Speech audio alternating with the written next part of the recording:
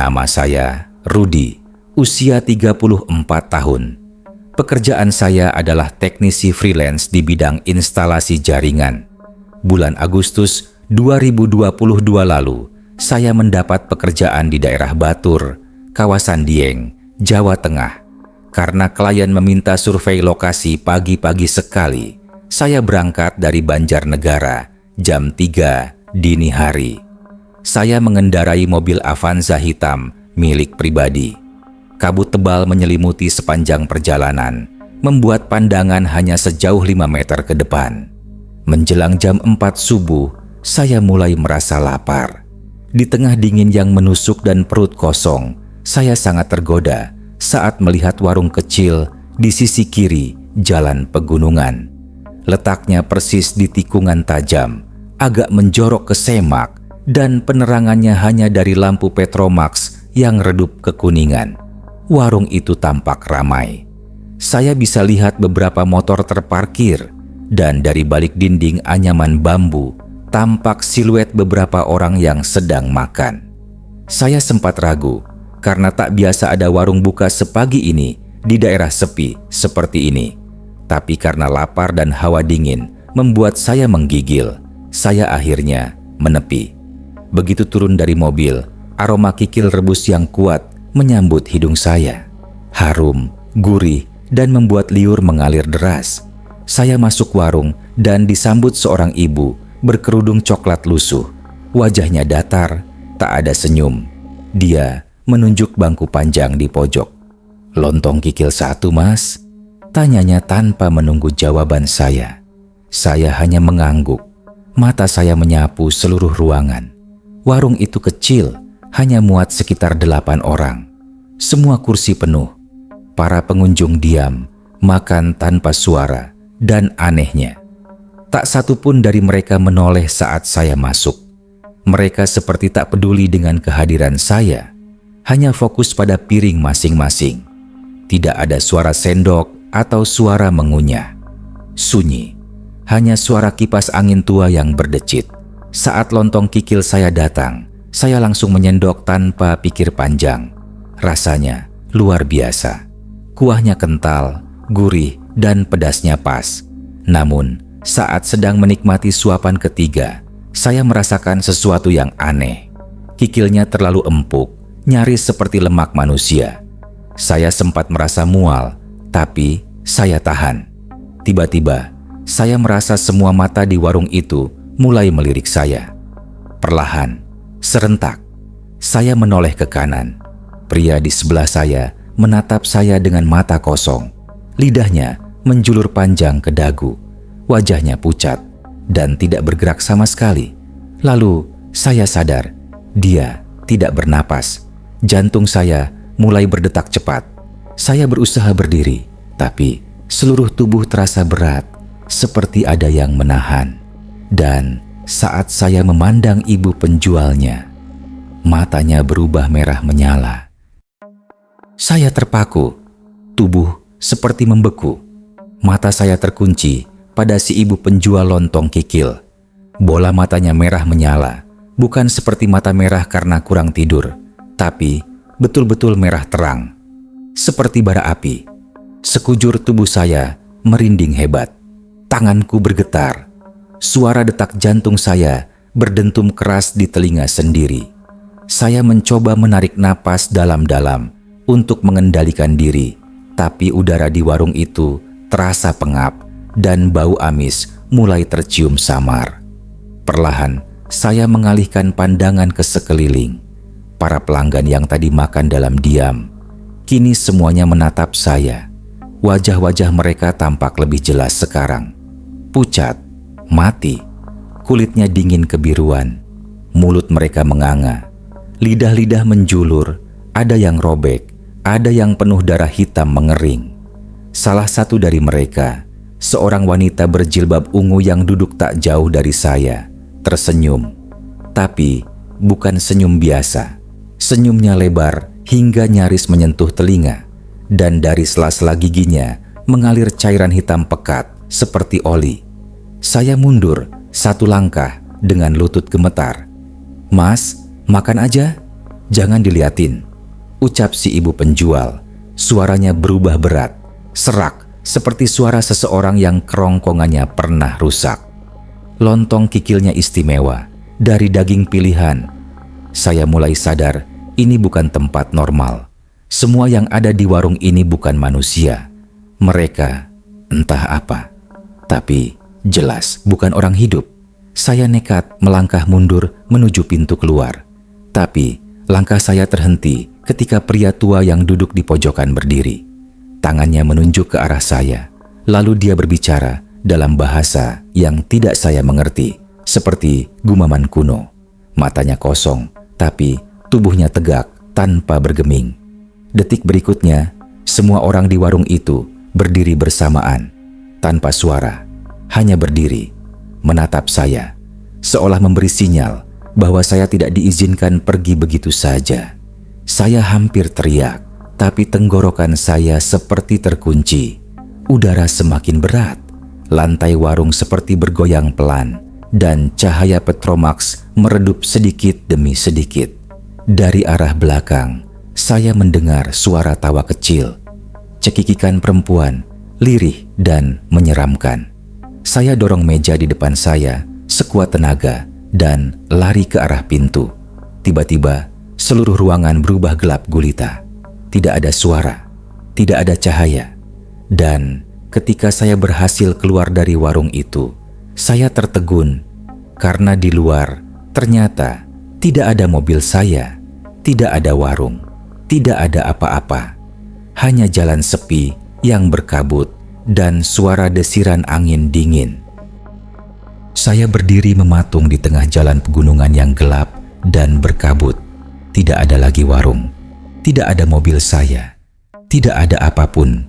Saya menoleh ke belakang, hanya ilalang dan semak-semak liar. Jangankan jejak kaki, bekas roda mobil pun tidak terlihat. Padahal saya yakin benar saya memarkir mobil tepat di depan warung itu. Tubuh saya menggigil, bukan hanya karena suhu dingin yang menusuk, tapi karena rasa takut yang mulai menumpuk di dada. Saya merogoh saku celana, berharap menemukan ponsel, dan syukurlah masih ada. Saya tekan tombol power dan layar menyala, tapi tidak ada sinyal. Jam menunjukkan pukul 03.55 WIB. Waktu seolah tidak bergerak sejak saya masuk warung tadi. Saya mulai berjalan menyusuri jalan, mencoba mencari bantuan. Namun, setiap langkah terasa berat, seolah saya berjalan di dalam mimpi buruk yang tak kunjung berakhir. Suara langkah kaki saya menggema, dan setiap kali saya menoleh ke belakang, saya merasa ada yang mengikuti, tapi tak terlihat siapa-siapa. Kabut semakin tebal, dan saya mulai mendengar suara. Sendok jatuh. Di kejauhan, saya berhenti. Suara itu muncul lagi. Krak, krak. Seperti suara kikil di sayat pisau tumpul. Saya mempercepat langkah, lalu berlari sekencangnya. Nafas saya memburu, dada terasa sesak. Jalan itu terus menurun dan berkelok. Tidak ada tanda-tanda pemukiman. Tidak ada lampu rumah. Hanya dingin, gelap, dan kabut yang menyesakkan. Lalu tiba-tiba, dari arah samping kiri jalan, saya melihat cahaya kuning samar. Kali ini, bukan Petromax, lebih seperti lampu mobil. Saya berlari ke arah cahaya itu, dan betapa terkejutnya saya. Itu adalah mobil saya sendiri, terparkir rapi di tepi jalan, dengan pintu pengemudi terbuka sedikit. Saya mendekat perlahan. Jantung saya berdetak sangat cepat. Saat saya membuka pintu sepenuhnya dan masuk ke dalam, ponsel saya kembali mendapatkan sinyal. Tiba-tiba, notifikasi masuk berdentangan, tapi hanya satu yang membuat saya tercekat. Foto saya sedang makan di warung tadi diambil dari sudut atas, seperti dari langit-langit. Padahal saya tidak pernah mengambil foto, dan tidak ada kamera di warung itu. Saya cek galeri, ada 5 foto lain. Salah satunya adalah foto saya sedang menatap pria dengan lidah menjulur itu. Yang lainnya adalah foto pelanggan-pelanggan lain dengan wajah membusuk. Saya hampir muntah, jari saya gemetar. Saya mencoba menyalakan mobil dan syukurnya mesin hidup. Tanpa pikir panjang, saya injak gas dan tancap ke arah jalan utama. Tapi dalam hati saya tahu, saya belum benar-benar lepas dari mereka. Karena di kaca spion, saya lihat salah satu pelanggan masih berdiri di tepi jalan, menatap mobil saya sambil tersenyum lebar. Saya menyetir secepat yang saya bisa. Jalanan pegunungan yang berkelok dan sempit itu terasa panjang tak berujung. Lampu depan mobil saya hanya menembus kabut beberapa meter ke depan. Tangan saya menggenggam kemudi erat-erat, telapak basah oleh keringat dingin. Tapi satu hal yang terus mengusik adalah kaca spion tengah. Sosok pelanggan tadi masih tampak di sana, berdiri diam, menatap saya. Walau mobil sudah melaju jauh, saya mencoba untuk tidak melihat ke spion lagi. Tapi di persimpangan berikutnya, saya berhenti sejenak untuk menenangkan diri. Saya coba membuka Google Maps, berharap bisa melihat lokasi. Tapi hasilnya justru membuat bulu kuduk saya meremang. Lokasi saya tidak terdeteksi, hanya muncul tulisan, "You are offline." Anehnya, sinyal penuh. Bahkan, saya bisa buka aplikasi chat, tapi peta tetap tidak bisa menunjukkan lokasi. Saya lanjutkan perjalanan. Beberapa menit kemudian, saya melihat gapura kecil bertuliskan, "Selamat datang di kawasan wisata Dieng." Hati saya sempat lega, tapi rasa lega itu berubah jadi panik saat saya sadar. Gapura itu sama persis dengan yang saya lewati 20 menit lalu. Saya baru saja memutar dalam lingkaran. Saya mulai curiga. Saya perhatikan marka jalan, bentuk pohon, sampai lubang kecil di pinggir aspal. Semuanya sama. Saya benar-benar kembali ke titik awal. Rasanya seperti dijebak oleh sesuatu yang tak terlihat. Saya putuskan untuk berhenti sebentar, mencoba berpikir jernih. Mesin saya matikan. Saya turun dari mobil, menyalakan rokok. Tapi saat bara rokok menyala, saya kembali merinding. Di seberang jalan, terlihat bayangan orang berdiri di balik kabut. Saya menajamkan pandangan. Sosok itu hanya berdiri, diameter. Lalu, mengangkat tangan, melambai pelan. Bukan lambaian menyapa, tapi seperti menyuruh saya mendekat. Saya panik, langsung masuk ke mobil dan mengunci semua pintu. Saya tancap gas lagi. Tapi jalan yang saya lalui kembali menunjukkan tanda-tanda aneh. Setiap kali saya merasa sudah menjauh, jalan yang saya tempuh malah kembali lagi ke tempat yang sama. Tikungan demi tikungan seakan membawa saya memutar. Dan setiap kali saya lewat titik tertentu, saya bisa mencium bau kikil yang tadi. Saya mulai merasa seperti dijebak dalam dimensi berbeda. Waktu pun terasa berhenti. Saya lihat jam, masih 03.55. Sama seperti waktu saya keluar dari warung tadi. Dalam hati saya berdoa, apapun ini, saya ingin keluar. Saya tidak ingin menjadi pengunjung tetap seperti mereka. Dan tepat saat saya hampir menyerah, saya melihat sesuatu di depan. Sebuah truk logistik besar melaju dari arah berlawanan. Lampunya terang, suaranya nyata, bunyi mesin dieselnya menghentak. Saya ikuti truk itu perlahan, dan entah bagaimana, sinyal ponsel saya mulai bergerak lagi. Jam pun menunjukkan waktu baru, 04.23. Saya belum selamat, tapi ini mungkin petunjuk pertama untuk keluar dari neraka tikungan setan ini. Saya mengikuti truk itu dengan harapan besar. Cahaya lampunya menembus kabut tebal dan membuat saya sedikit tenang. Ini kendaraan nyata, pikir saya. Tidak mungkin bayangan atau tipuan mata. Suara mesinnya terdengar kasar dan dalam, khas mesin diesel tua. Saya pastikan menjaga jarak, takut kalau truk itu berhenti mendadak atau menghilang begitu saja. Anehnya, meski saya sudah melajukan mobil cukup cepat, jarak saya dengan truk itu tidak pernah berubah. Selalu sekitar 15 meter. Seolah truk itu tahu kecepatan saya dan menyesuaikan diri.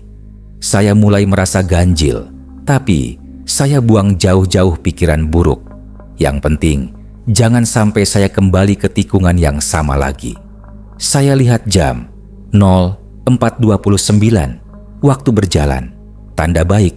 Tapi saat saya mulai merasa sedikit lega, saya lihat lampu belakang truk itu mulai berkedip aneh, seperti memberi kode, kanan, kiri, lalu menyala terus, lalu mati. Kemudian, truk itu berbelok ke jalan kecil bercabang ke kiri. Saya ragu, jalan utama tetap lurus, sementara truk yang katanya penyelamat itu berbelok ke jalan sempit menurun dengan pepohonan lebat mengelilingi. Tidak ada lampu jalan, tidak ada penanda. Saya berhenti sebentar di simpang. Mesin mobil saya diamkan menyala. Tangan saya gemetar saat menggenggam setir. Di momen itu, tiba-tiba ponsel saya bergetar. Ada pesan WhatsApp masuk. Dari nomor tak dikenal. Hanya ada satu kalimat. Kalau ikut truk itu, kamu tidak akan kembali. Saya refleks menoleh ke belakang. Jalan sunyi. Tapi bulu kuduk saya berdiri. Saya tak tahu siapa yang mengirim pesan itu. Tidak ada nama kontak. Saat saya buka profil pengirim, foto hanya kosong. Tidak ada status, tidak ada informasi apapun. Detik itu juga, saya sadar ini bukan kebetulan. Truk itu bukan penyelamat. Saya putuskan untuk tetap lurus, tidak mengikuti truk. Tapi saat saya hendak menekan pedal gas, saya melihat kaca spion. Truk itu ternyata masih di belakang saya, seolah tak pernah berbelok. Saya terdiam. Bagaimana bisa? Jalan bercabang tadi benar-benar ada. Saya lihat jelas. Tapi sekarang, truk itu kembali mengikuti saya dari belakang. Saya kembali melaju. Kali ini lebih cepat. Tapi, semakin saya tancap gas, suara truk itu justru makin dekat. Saya buka kaca sedikit.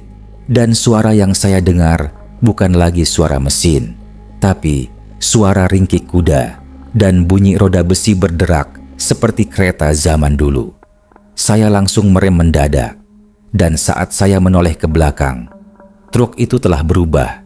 Bukan lagi truk, tapi kereta kayu tua ditarik 2 ekor kuda hitam, dan di atasnya berdiri semua pelanggan warung kikil tadi. Mereka melambai padaku, tersenyum, dan perlahan kereta itu menghilang ke dalam kabut. Saya lemas, tapi saya tahu satu hal. Saya hampir ditarik masuk, dan ini belum selesai. Setelah kereta gaib itu menghilang ke dalam kabut, saya hanya bisa terduduk lemas di kursi pengemudi. Tangan gemetar, nafas memburu.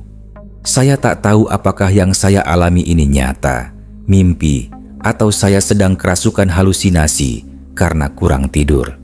Tapi semuanya terlalu rinci untuk disebut mimpi. Saya nyalakan kembali mesin mobil dan perlahan melaju. Jalanan masih sama, berkelok, sepi, dan terasa tidak nyata. Tapi kali ini, saya menandai setiap tempat yang saya lewati. Saya letakkan botol air kosong di pinggir jalan sebagai penanda. Jika saya kembali ke titik itu, berarti saya masih muter-muter. Benar saja, 7 menit kemudian, saya kembali melihat botol air yang sama di tempat yang sama. Saya terjebak, masih di jalan yang sama. Saya berhenti, kembali keluar dari mobil, menyalakan senter HP dan menyorot sekitar. Tidak ada rumah warga, tidak ada lampu jalan, hanya kabut, pepohonan lebat, dan aroma kikil yang sesekali menyeruak membuat perut saya mual. Saya berteriak sekuat tenaga, berharap ada orang mendengar. "Hui, tolong, siapa apun." Hening.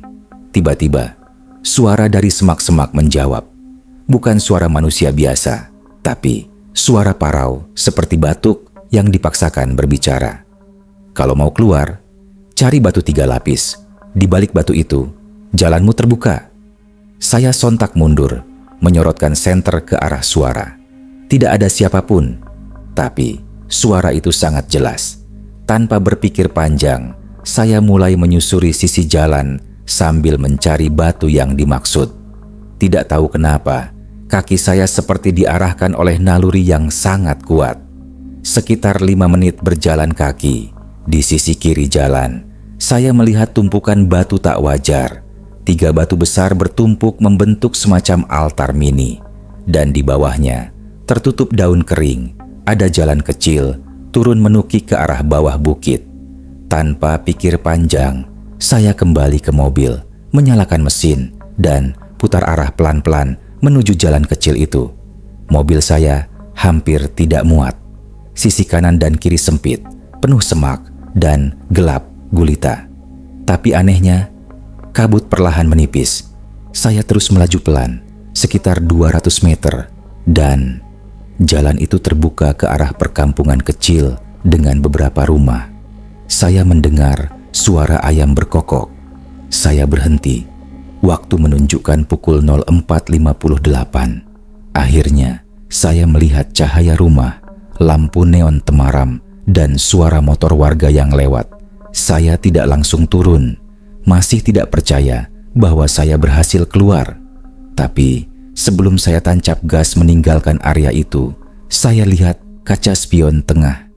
Di bangku belakang saya ada semangkuk kikil utuh, masih panas, masih mengepul, dan di dalamnya terendam sebuah kuku jari manusia. Saya menjerit dan langsung buang mangkuk itu keluar jendela.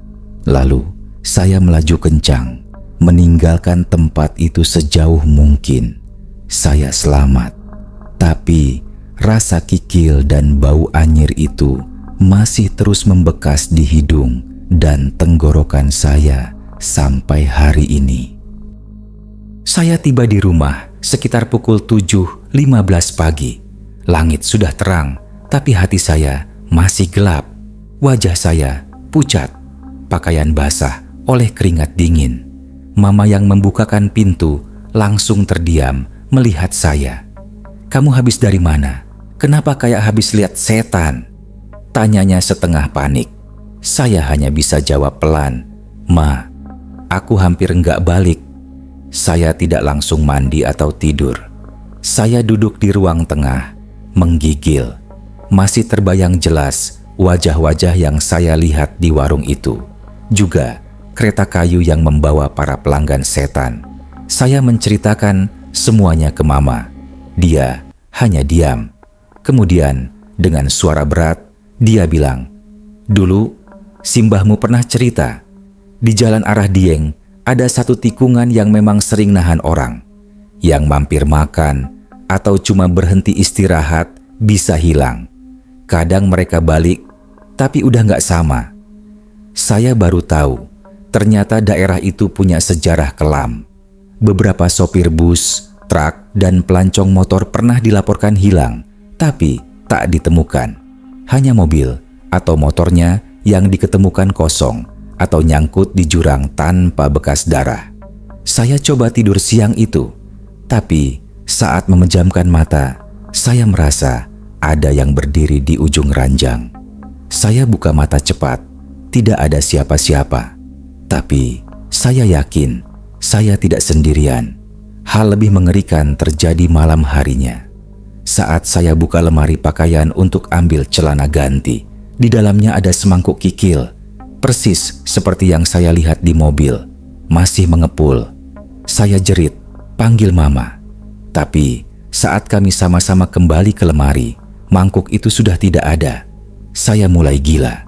Badan saya lemas, nafas pendek. Malam itu saya tidur di kamar Mama.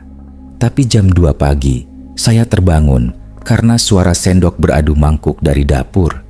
Perlahan, saya keluar dari kamar, menyusuri lorong menuju dapur, dan saya lihatnya. Sosok wanita berkerudung lusuh sedang duduk di meja makan. Makan kikil dengan tangan. Lidahnya menjulur panjang, menjilati mangkuk.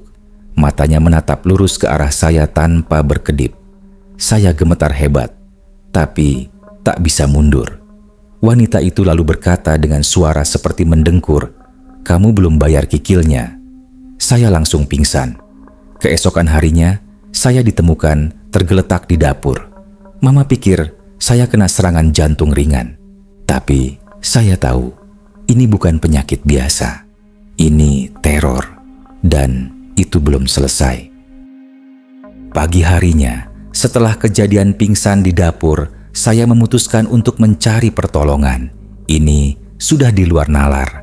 Mangkuk kikil yang muncul sendiri, suara sendok beradu, sampai sosok wanita yang menagih bayaran. Ini bukan sekadar trauma, ini nyata. Saya minta mama hubungi ustaz yang biasa bantu ruqyah di kampung. Namanya Ustaz Jailani, orangnya kalem, sering bantu warga yang kerasukan atau rumah yang panas.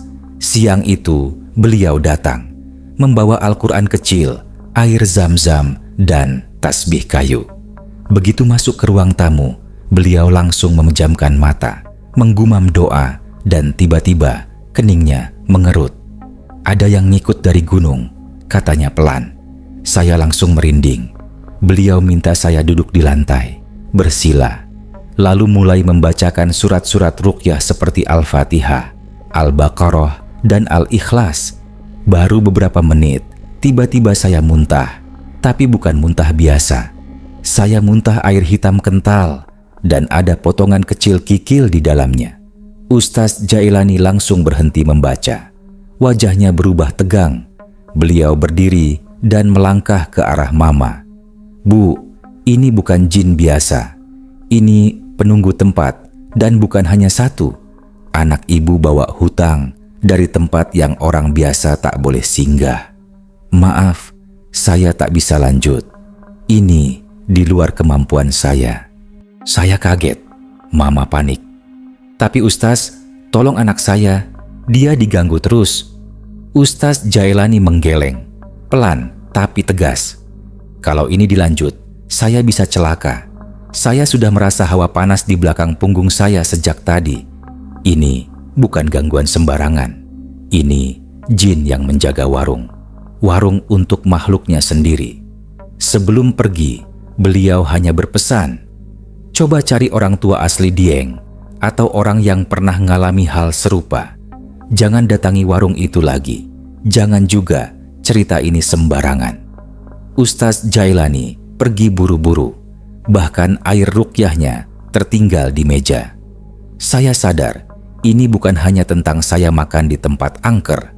Saya membawa sesuatu dari tempat itu, dan mereka belum puas. Malamnya, saya kembali mendengar suara dari dapur. Bayar kikilnya atau gantikan tempatnya. Kali ini, suaranya lebih dekat, lebih jelas, dan saya tahu waktu saya hampir habis. Setelah Ustaz Jailani menolak melanjutkan ruqyah, saya sadar satu hal, saya harus tahu apa sebenarnya tempat itu. Bukan cuma ingin tahu, tapi supaya saya bisa lepas dari gangguan ini. Maka, saya mulai mencari-cari informasi, terutama dari warga sekitar Dieng.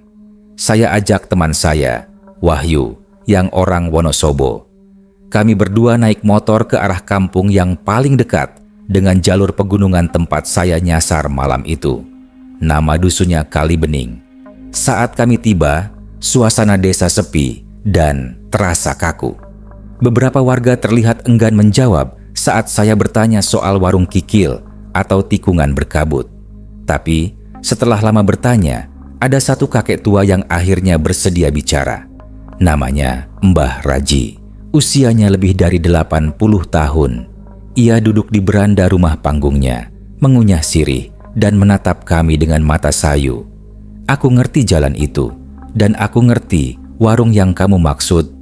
Dek, saya dan Wahyu saling pandang. Dulu, tahun 1985, ada pedagang lontong kikil beneran di situ.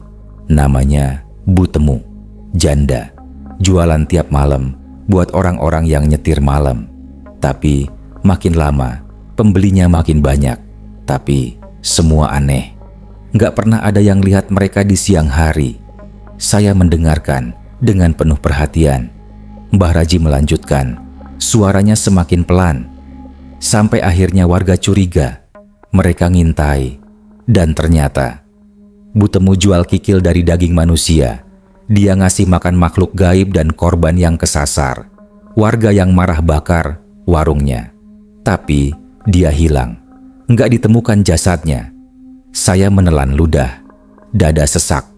Sejak itu, warung itu hilang. Tapi kadang muncul lagi tiap tahun-tahun tertentu. Khusus untuk yang hatinya sedang kosong atau pikirannya gelap, jalan itu akan nahan orang supaya singgah ke warung itu. Saya gemetar karena saat saya nyasar, pikiran saya memang sedang tidak tenang, penuh masalah. Lalu Mbah Raji berkata, satu hal yang bikin saya benar-benar lemas. Kamu bukan orang pertama. Sudah ada 5 orang lain sebelumnya. Semua selamat, tapi gila. Karena mereka bawa sesuatu dari warung itu. Kalau kamu masih waras, berarti kamu belum ditagih. Tapi itu tinggal nunggu waktu. Saya pulang ke rumah dengan kepala berat. Tapi malam harinya, saat saya bercermin sebelum tidur, saya melihat sesuatu yang mengerikan. Bayangan Butemu berdiri di belakang saya, tersenyum sambil membawa mangkuk kikil. Setelah mendengar cerita dari Mbah Raji dan melihat bayangan Butemu di cermin malam itu, saya tahu saya tak bisa lagi diam. Teror ini semakin nyata. Tiap malam, suara-suara dari dapur makin keras. Aroma kikil busuk seperti bangkai terus muncul dari dalam lemari. Dan setiap kali saya tertidur, saya mimpi duduk lagi di warung itu, sendirian. Tapi kali ini, semua wajah pengunjung menoleh ke saya, tersenyum, tanpa bola mata. Puncaknya, malam keempat, setelah dari rumah Mbah Raji, saya terbangun tengah malam. Kamar saya dipenuhi kabut. Saya pikir saya mimpi, tapi semua terasa nyata. Lantai terasa dingin, hawa menusuk tulang.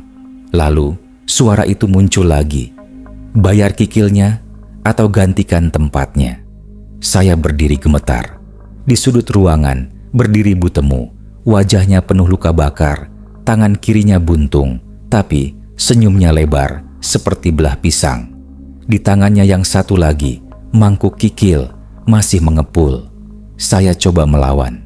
Saya teriak, baca ayat kursi, Al-Fatihah, apapun yang saya ingat. Tapi dia malah mendekat, seolah tak mempan. Kau sudah makan, kau harus bayar. Saya menutup mata, berharap ini hanya mimpi. Tapi saat saya buka mata lagi, saya tidak lagi di kamar. Saya duduk di kursi warung, kabut di luar, lampu petromak menyala, dan semua pengunjung warung menatap saya, senyap. Termasuk pria berbaju batik yang dulu duduk di sebelah saya. Tapi kali ini, dia berkata, akhirnya kau balik juga. Selamat datang.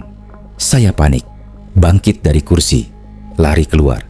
Tapi jalanan gelap. Tikungan itu muncul lagi, dan saya terus berputar. Tidak bisa keluar, seperti waktu pertama kali saya nyasar.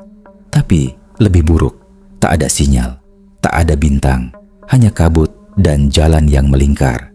Saya berjalan entah berapa lama, sampai tubuh saya lelah. Lalu saya melihat motor saya terparkir di pinggir jalan. Dengan tubuh gemetar, saya naik. Saat mesin dinyalakan, motor menyala. Tapi spionnya tidak memantulkan bayangan saya. Saya pulang. Entah bagaimana saya bisa sampai rumah. Tapi saat membuka pintu, rumah saya kosong. Tidak ada mama, tidak ada perabotan, tidak ada dinding, hanya kabut dan warung kikil. Lalu saya sadar, saya tidak pernah pulang. Saya masih di tikungan itu, dan kini giliran saya yang menjaga warungnya.